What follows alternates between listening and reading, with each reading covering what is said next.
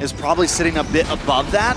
Games aren't really ending super quick right now. You have to be able to go the long haul. Yes, some teams do want to push that. They want to try to end it fast, like you just said. So I think maybe the plan for Burmese Ghouls, maybe play for long haul here. They're capable. They're capable. The average time in the Burmese Ghouls versus Geek Fam debacle, that battle royale last night, was about 20 minutes. So yeah, maybe they do. Maybe they do want to take it there where the See You Soon squad isn't as comfortable. Well, as we jump into the second draft of this best-of-5 series, Burmese Ghouls on the blue side up against See You Soon on the red. Kaja and Farmis once again getting banned out by the Burmese Ghouls, followed up by See You Soon's Wan ban. And I don't think they really need to change up the strategy, do they? Unless they just want to keep Burmese Ghouls on their toes. They're changing up the pattern. It was prior Kaja, Joy, Faramis. Now something tells me they might want to give Nico the Joy. They might want to give Nico the Nolan, and it's up to Coach CatGod from See You Soon to say what comes through, if any, even do. I think it's a good plan, right? I think Burmese Ghouls definitely need something. I would love to see some aggression from them. CatGod is going to ban out the Nolan. So now Burmese Ghouls on the line, and you're right. I don't think it's a bad idea. Definitely don't ban the Joy. Force CatGod to do it, and give yourself the opportunity to take something, you know, maybe a little off meta, maybe something that just See You Soon likes, maybe something like the Bruno, or go for the Joy. All right. It's not like they're changing up too much here at the very least, right? And for the side of the Burmese Ghouls, it boils down to what that first pick was going to be. I don't think it's going to be the Angela again, and if so, that means the second phase is going to be quite interesting for the side of the Burmese Ghouls. Yeah, question is, does Carbone have a glue as well, or do they go first pick Valentina here? I think first pick Valentina might just be the way to go. It's flexible, it kind of fits in majority of the compositions, but no, they go for Stitch, invest in the one. It's all Stitch. It's all Stitch. All day. Hopefully this time there's, you know, someone else that does some damage other than just Stitch. So, you know, it's a lot of pressure to be the only damage dealer on your team. See You Soon now, forced to respond. You already said the Valentina could have been a good first pick for BG. This time, See You Soon, I think it's a perfect pick for them.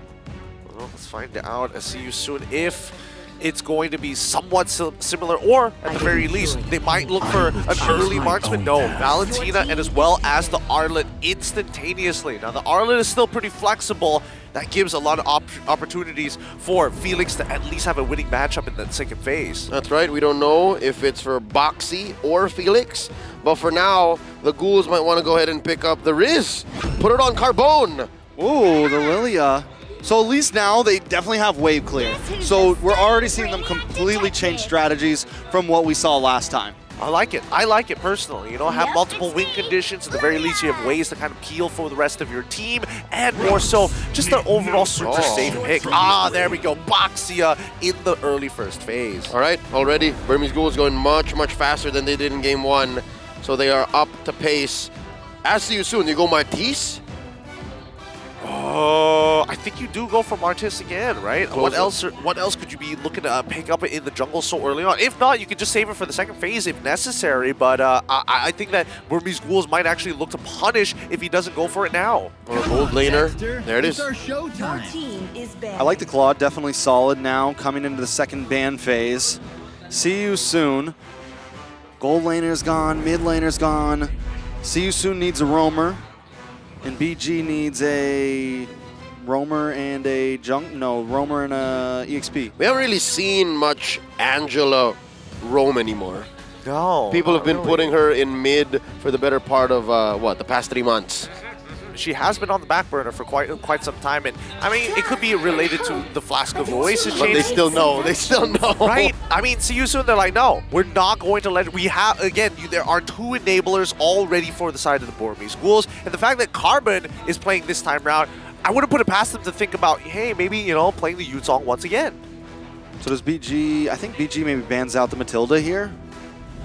But then again, like you said, the Arlot could always be flexed. Yeah. So it's like, either way, See You Soon sitting in a really good position right now. They can always flex around, but BG just going to ban out the Lancelot. See You Soon on the other hand. The thing is, the Ghouls also kind of want the Matilda. They don't mind. This is a solid lineup that can play with a Matilda.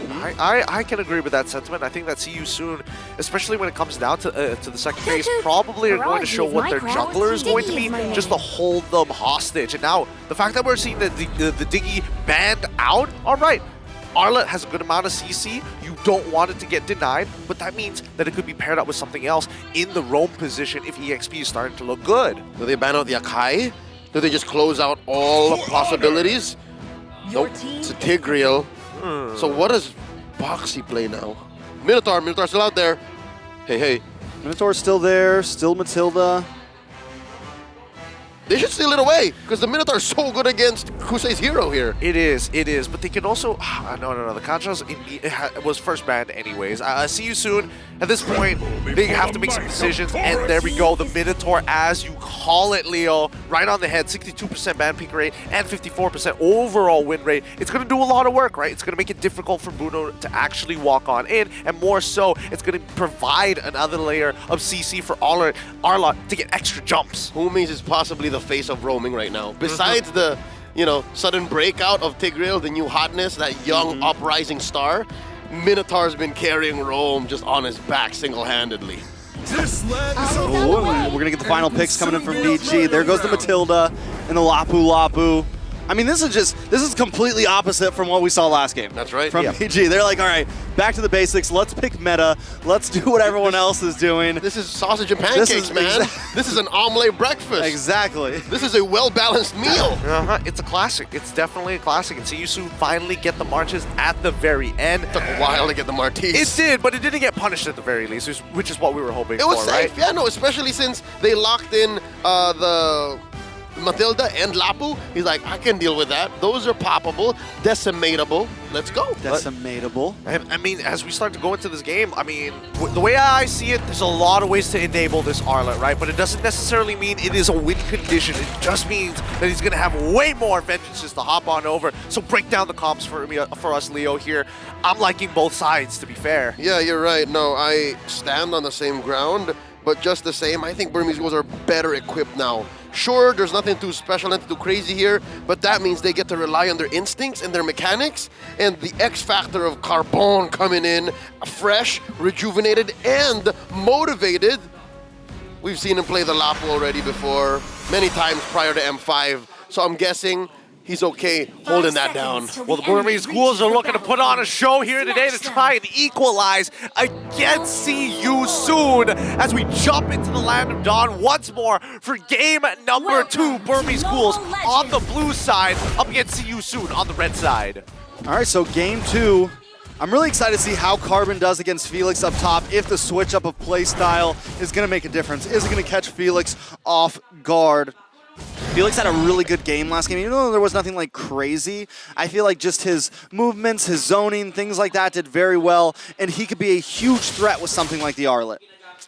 Absolutely, and I think that, like, based on how we've seen See You Soon's blue stage actually go, he's mechanically well equipped to play the Arlet, and now with a composition that allows him to get even more creative with the way that he dashes and moves around team fights, it could open some opportunities, but this is under the assumption he has a lead in the first place. Yep, so far, Carbon fresh off of the bench, not letting that happen. And again, Carbon is not even clearing the waves as fast as he could, so he understands the dynamics. Looking at the Emblem game so far, nothing out of the ordinary.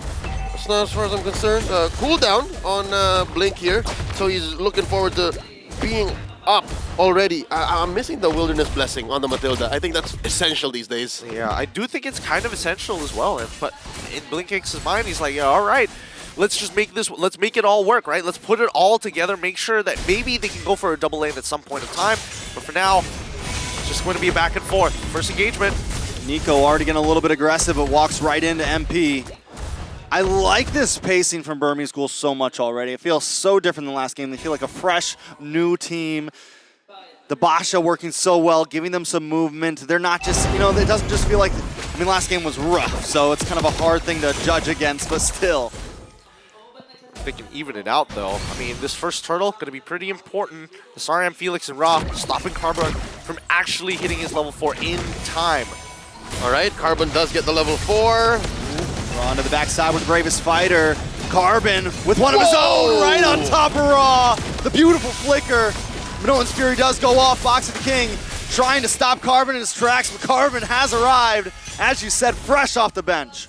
Carbone, clutch coming in, max range, bravest fighter, hitting level 4 when he needed to. Again, that looked like a clean turtle for See You Soon, if I'm not mistaken. If you guys were looking at what I was looking at, and now it looks like Burmese Ghouls get the priority. They're up about 1,000.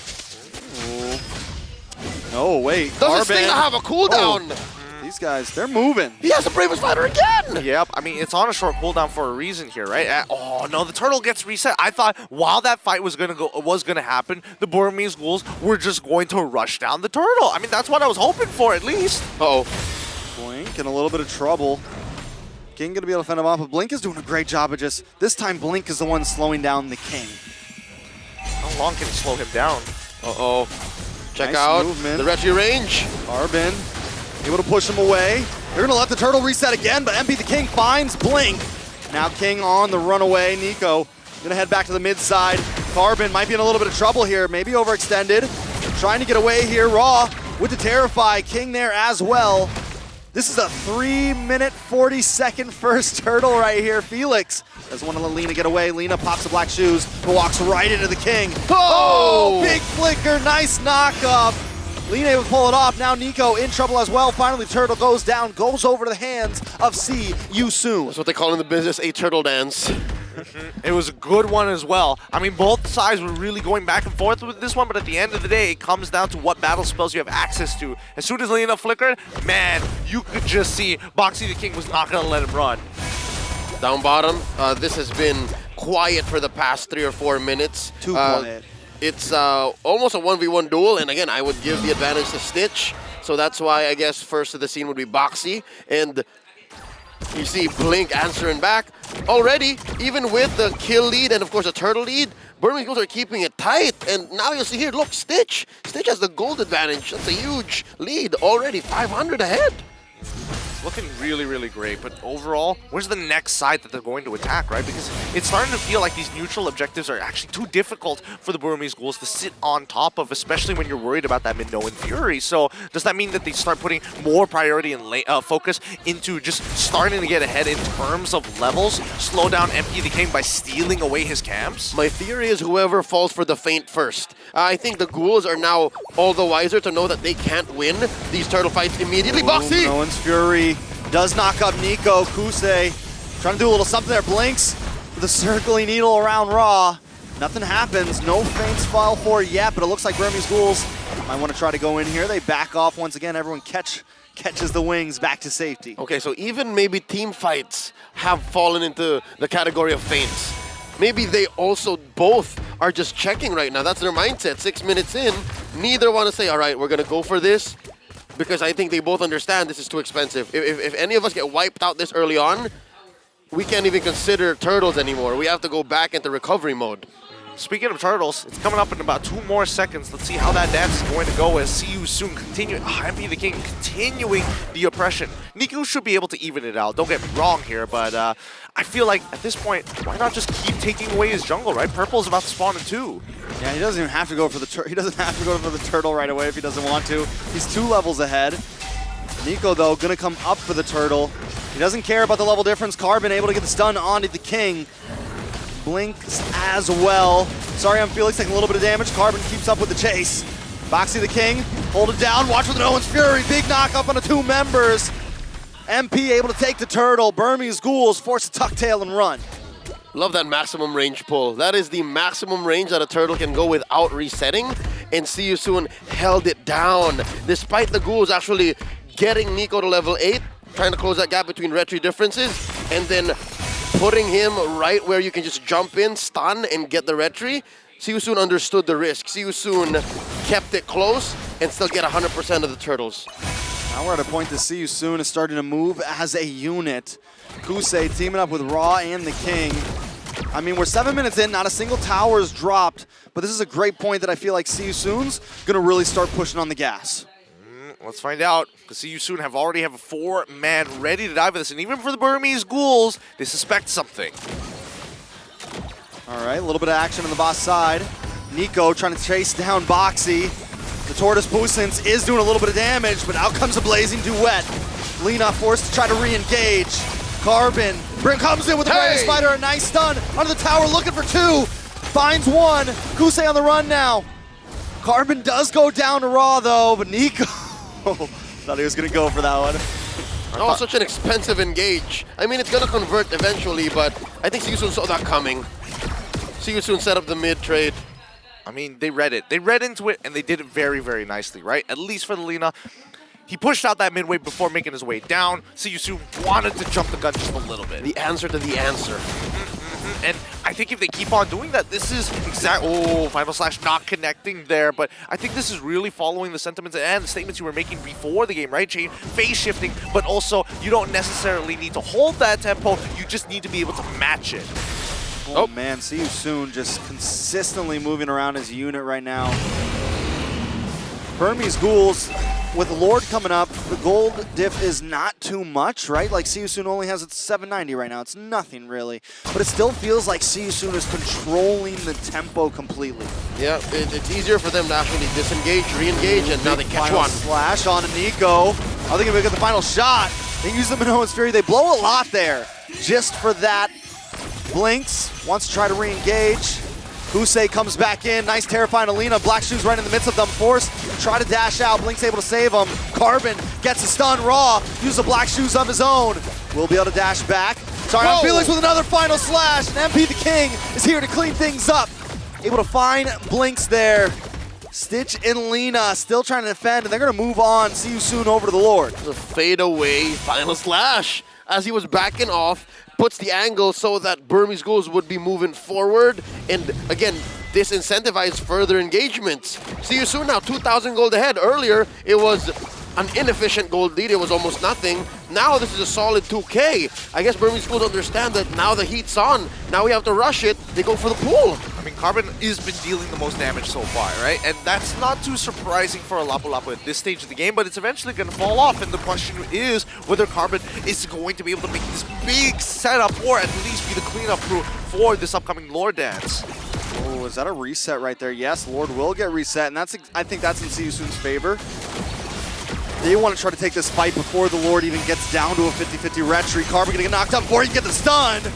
Boxing the King into the backside, Blink, Stitch taken out. Carbon still going on with the Bravest Fighter, trying to catch the wings to safety. Vasarian Felix doesn't want to let it happen. A double kill over to Kusei. Lina goes down. Kusei still getting a couple free shots here. Felix there as well. As I said, see you soon, not too stressed about the Lord. They do have the King working on it, but he's getting chunked down. There's so much that the Ghouls have to deal with. There's so many ways to re-engage, so many ways to stop forward pushes, and sometimes you don't even think about Kusei. Sometimes Kusei is way off, just hitting the Art of Thievery and just waiting for the final moment. Yeah, and I mean, at this point, with the 4K lead that they have in their hand, 10 minutes into the game, we got to look at Stitch. And he's not too far away. It's really the majority of that lead coming from both the jungle as well as the support, which is kind of strange. You know, you don't see that very often, but at the very least, you know that Minotaur with the Flask of the Oasis, as well as having that Dominance Ice as his first item, is really going to start mitigate the overall lifesteal, physical spell vamp as well from the Burmese Ghouls. All right, so they are going to be able to chunk down this Lord. Hopefully, they can make sure Siusun only gets that top tier 2. But still, it is plenty of food for Siusun, cranking themselves up to about a 6,000 gold lead. Woo! That's huge. But again, this is already a better spot than the Ghouls ever were in Game 1. This is a lineup that can defend. I'm confident to say that this is a lineup that can punish inside their own base, and they might even try. Just zone, don't force it. They don't need to force it. Nice terrifying a Carbon there. I mean, the damage from Siusun is definitely in there right now.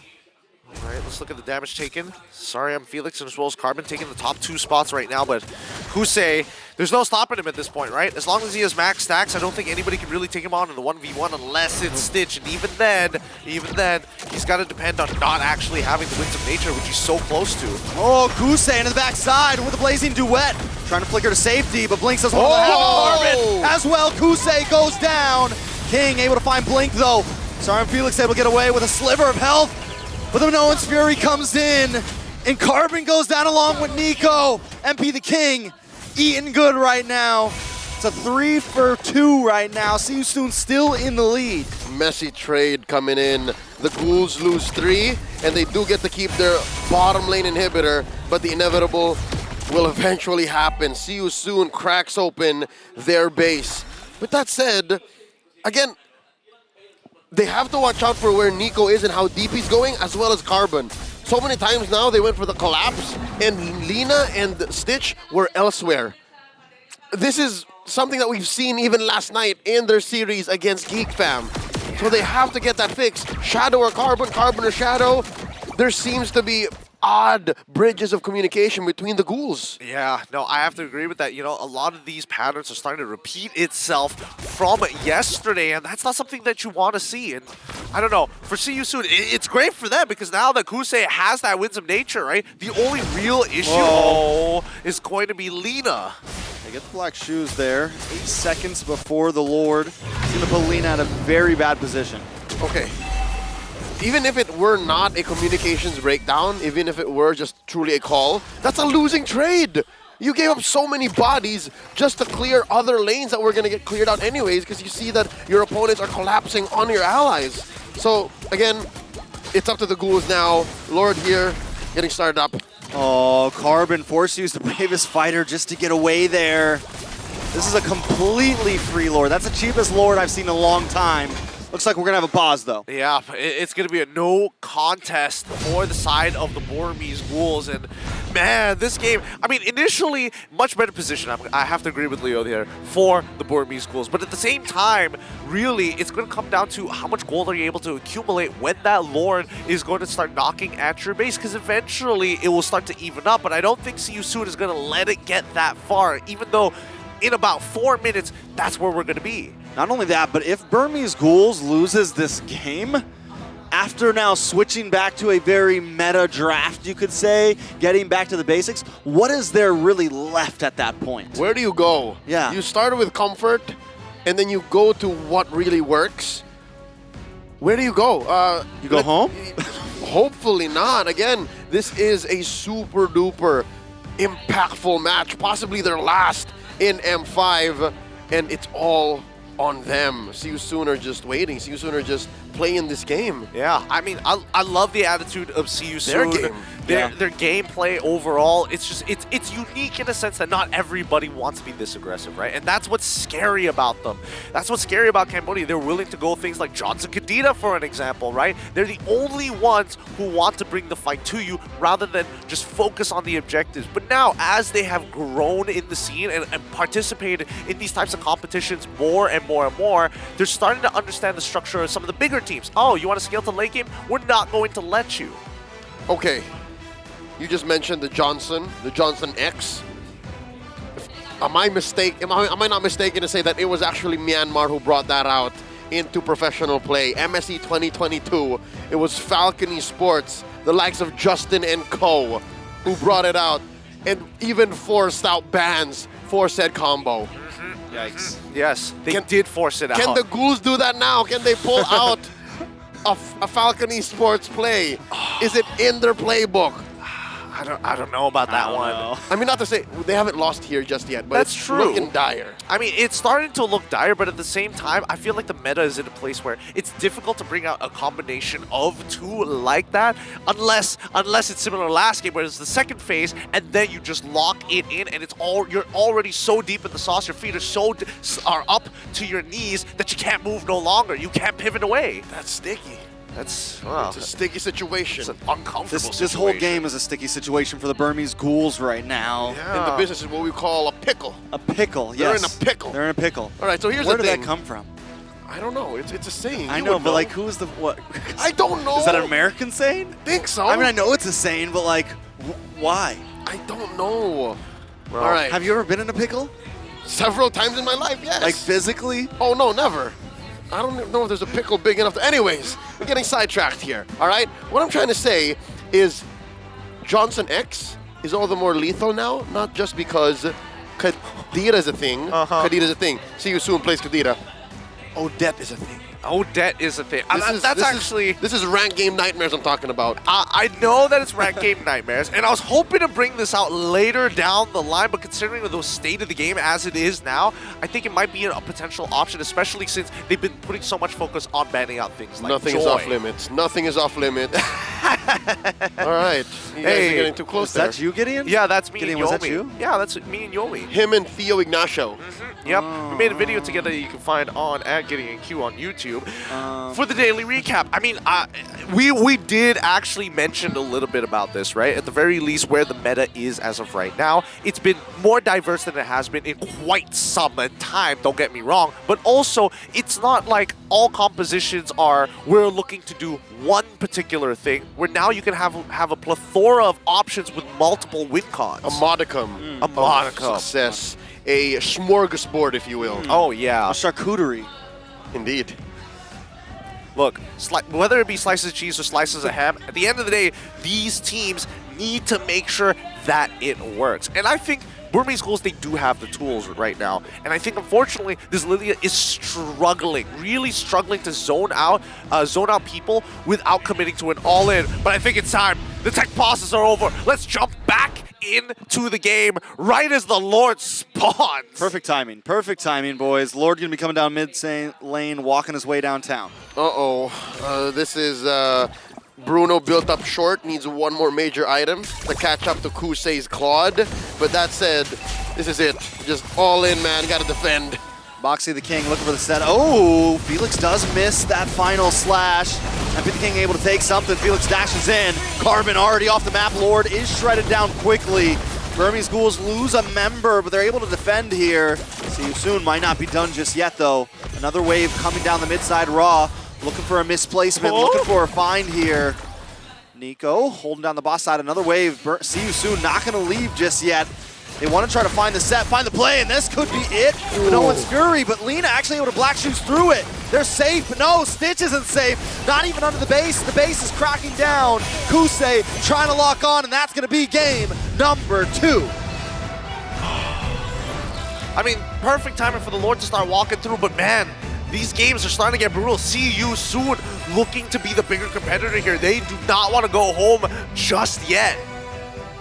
I guess this is a testament to how open the meta is. The fact that as Burmese Ghouls, you're able to pick up hot commodities. Heroes that in other series, in other games, we would be blessed to see come out in this combination. But for See You Soon, they also picked up heroes and picks that matters and that they can put together in a way that is still to their tempo, to their pace. Very aggressive, very fast. And now looking back, what was this? The second Lord? Yep. Just but the second Lord, and they already cracked the base. Yep. I mean, they've done a phenomenal job here. I mean, See You Soon, they're going around unpunished here. Worse yet, I think that the Burmese Ghouls, they need to start considering the options of, hey, maybe it's not just a little bit of fine-tuning. I think they're in the right position for sure when it comes down to early towards the mid-game, but now it's coming to the fine-tuning of what the draft is required. There's so much all-in potential for the side of See You Soon, and it's difficult for Lilia particularly to try and zone them out without putting herself at threat. Well, it seems to be the last chance for the Ghouls to learn, because See You Soon not pulling any punches.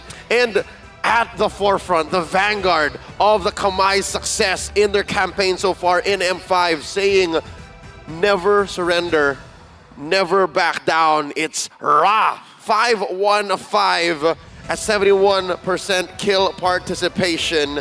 The young man, Sovan Chanmakara from Phnom Penh, showing us exactly their brand of MLBB. I mean, we said that game was fast, right? And this man is already almost maxed itemed out.